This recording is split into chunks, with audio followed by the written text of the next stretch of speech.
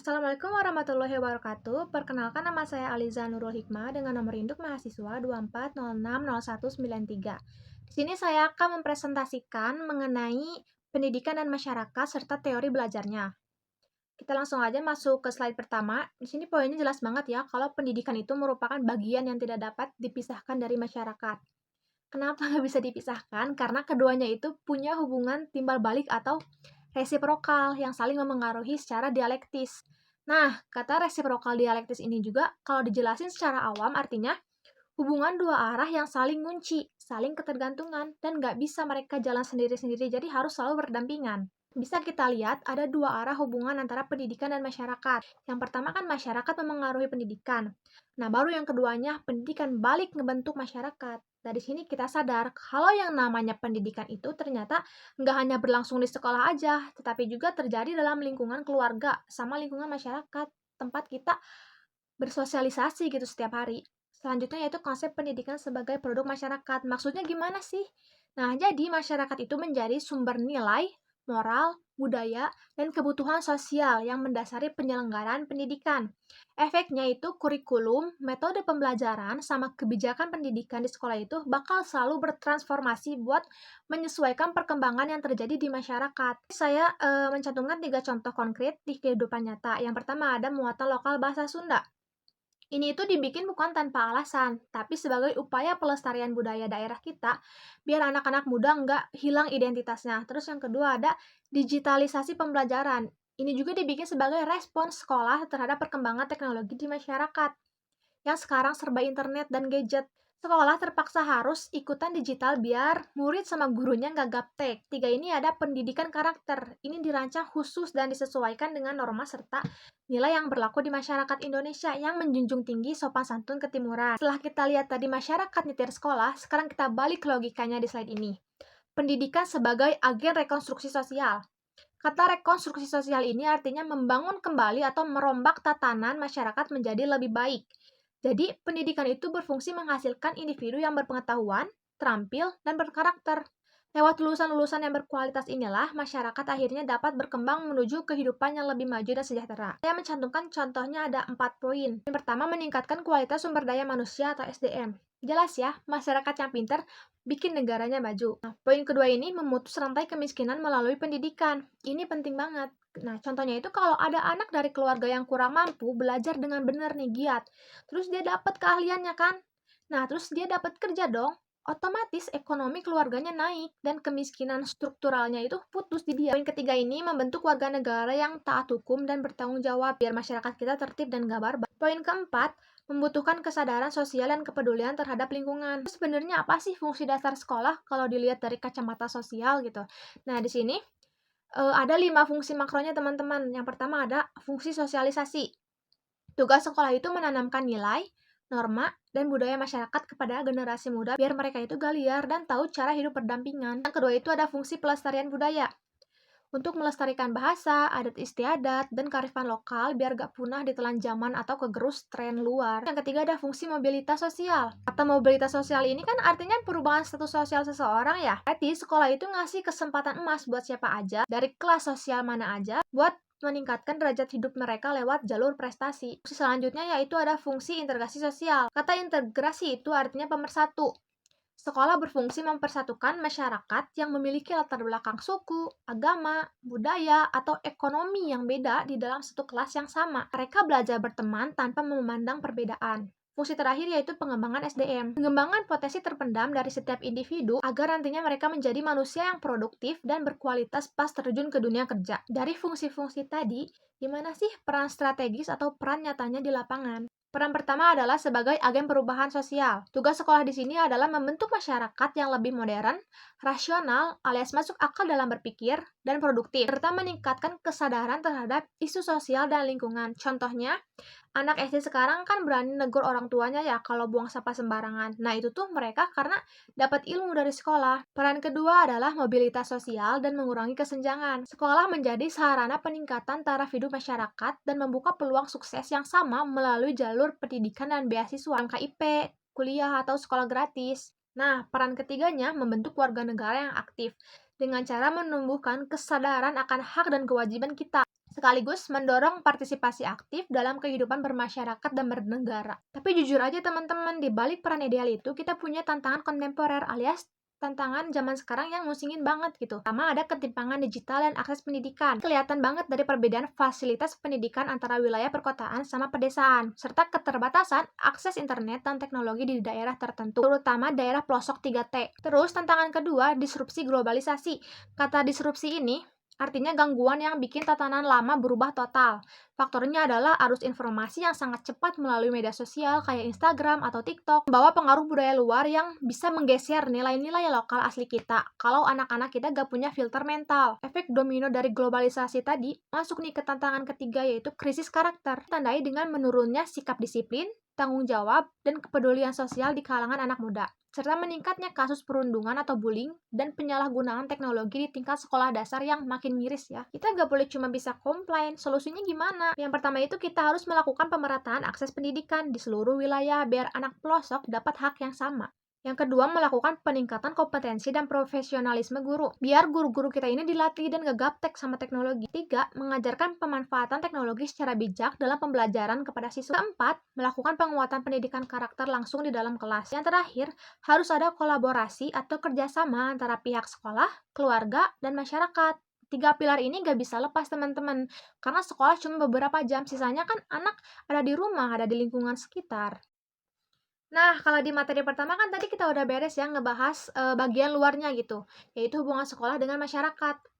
Sekarang di materi kedua ini kita bahas ke dalam ruangnya, yaitu kelasnya. Kita mulai dari dasarnya dulu nih. Sebenarnya apa sih teori belajar itu gitu?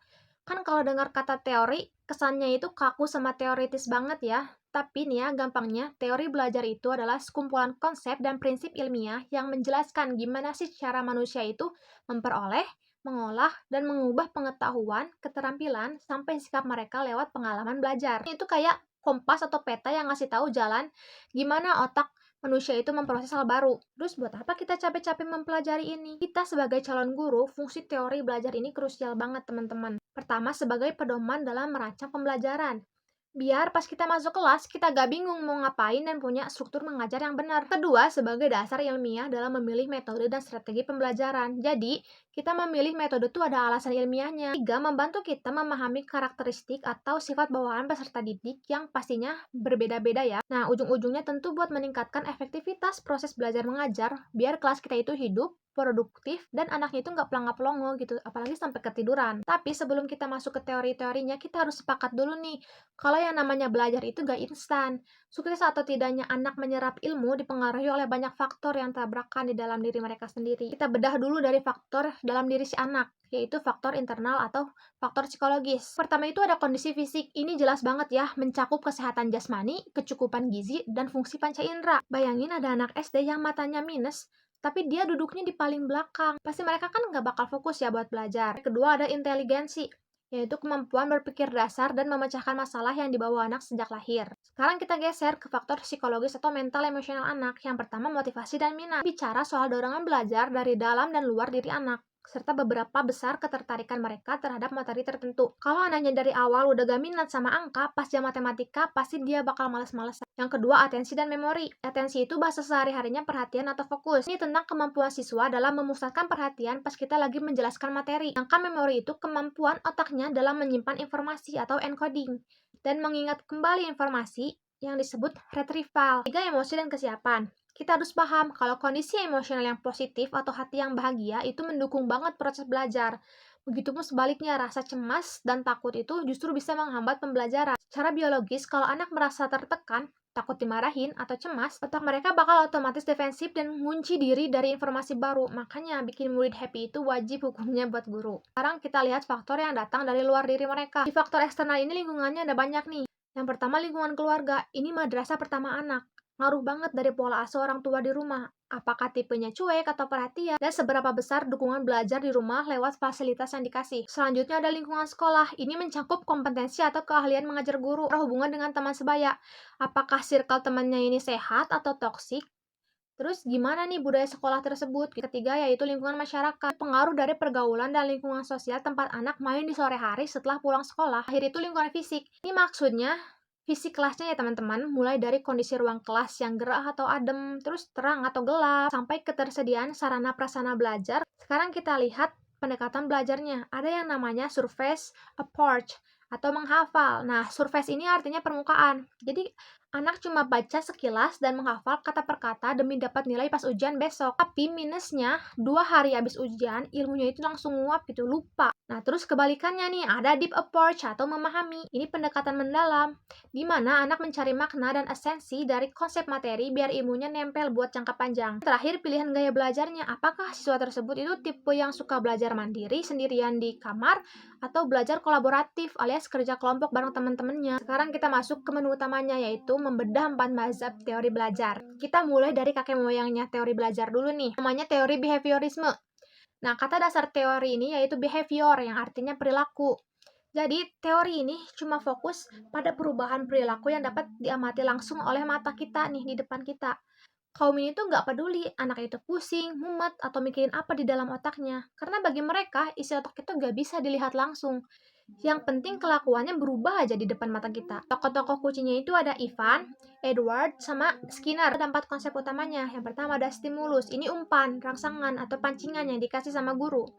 Yang kedua itu respon, ini reaksi atau aksi nyata yang ditunjukkan sama si murid. Tiga, ini reinforcement, ini penguatan atau hadiah, biar kelakuan baik si anak ini diulangi lagi. Yang terakhir ini ada punishment, ini hukuman, biar kelakuan buruk si anak stop dan gak diulangi lagi. Teori belajar itu mirip banget kayak kita lagi ngelatih kucing peliharaan di rumah. Kalau kita pengen si kucing ini tuh bisa diajak salaman, tiap dia angkat kaki itu namanya respon. Setelah kita pancing, itu namanya stimulus. Kita langsung kasih dia biskuit 9 kucing. Nah, itu namanya hadiah atau reinforcement. Kalau kita lakukan terus-menerus nih ya, lama-lama tanpa dikasih biskuit pun dia otomatis akan angkat kaki tiap kita julurin tangan. Terus penerapan di kelas SD-nya itu gimana?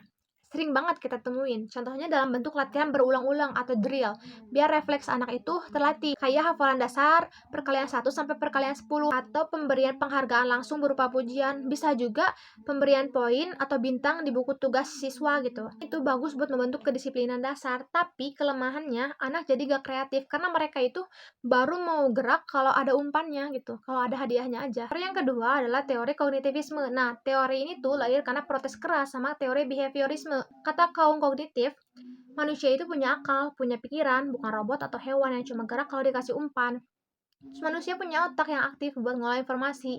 Jadi teori ini punya fokus pada proses mental dan bagaimana mekanisme berpikir di dalam otak anak. Tokoh utamanya ada Jean Piaget sama Jerome Bruner, terus ada David Ausubel juga. 4 konsep utama teori ini. Yang pertama skema, yaitu struktur mental atau kotak-kotak pengetahuan yang udah ada di dalam otak kita sejak awal buat memahami dunia sekitar. Kayak folder-folder di laptop kita. Terus ada asimilasi, proses memasukkan informasi baru ke dalam skema lama yang udah ada karena dirasa mirip atau sejenis. Yang ketiga ada akomodasi, proses mengubah atau membentuk skema baru di otak karena informasi baru tersebut beda banget dan gak cocok sama folder lama kita. Keempat ada equilibration, yaitu proses menuju keseimbangan berpikir setelah informasi baru tadi itu berhasil ditata ulang di otak anak. SD teori ini tuh menekankan pembelajaran bermakna. Kita gak bisa ngajarin hal abstrak langsung ke anak SD karena otak mereka belum sampai ke sana. Gurunya wajib menggunakan penggunaan benda-benda konkret atau nyata sebagai alat peraga. Dan materi pelajaran harus disusun secara bertahap dari konkret menuju abstrak. Contohnya di sini ada ngajak anak aktif berpikir kritis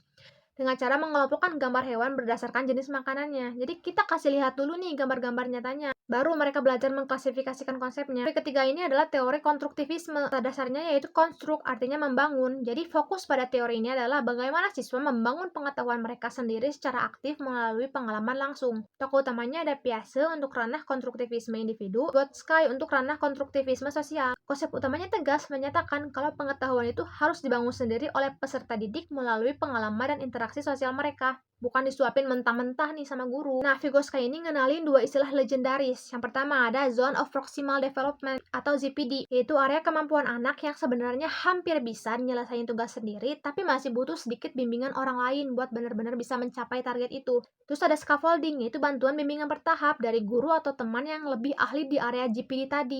Kalau di SD, teori ini tuh cocok diterapin Melalui metode diskusi kelompok, pembelajaran berbasis proyek atau PJBL, terus ada pembelajaran berbasis masalah. Teori belajar yang terakhir adalah teori humanisme. Dari namanya aja udah kelihatan ya, humanis. Artinya teori ini punya fokus utama untuk memanusiakan manusia.